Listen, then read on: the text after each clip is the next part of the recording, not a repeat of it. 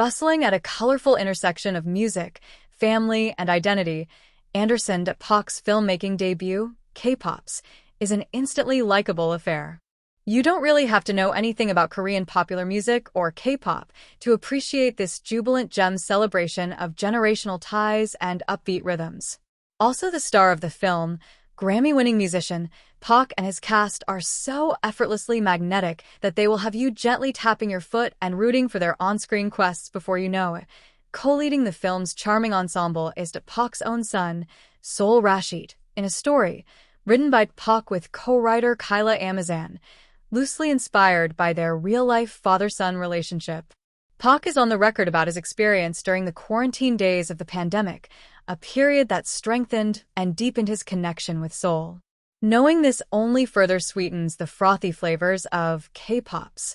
Wasn't it during the lockdown that all of us fortunate enough to survive the disease rewired our priorities, leaned into what we love the most, and learned a lot more about ourselves as well as those closest to us? You can feel that affectionate energy throughout K-Pops that follows Park, a talented but struggling Los Angeles musician waiting for his big break. One night, he meets the nonchalantly cool Yeji Ji-young-han, who seems to be over the dating scene in LA, filled with unfit suitors she calls emotionally unstable man-babies with commitment issues. The attraction is instant between the two, a meet-cute, promptly followed by a public makeout session over dinner.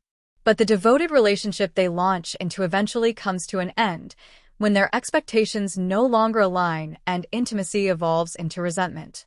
Has BJ also become one of those man-babies Yeji seems to detest?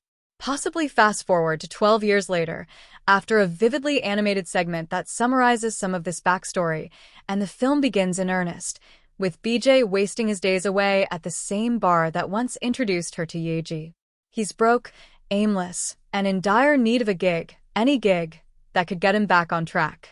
Thanks to his friend Cash, Johnny, dumbfounded Park, pulling some strings, he finds himself on his way to Seoul as the drummer of a fictional American Idol-style K-pop talent show called Wildcard. The gig almost seems too good to be true, but that's not even the most implausible part of K-Pops, considering the contrivance that follows. Settled in South Korea after her rough breakup, it appears that Yeji has kept her pregnancy a secret and given birth to BJ's now-teenaged son. He is Tae Rashid, one of the contestants on Wildcard.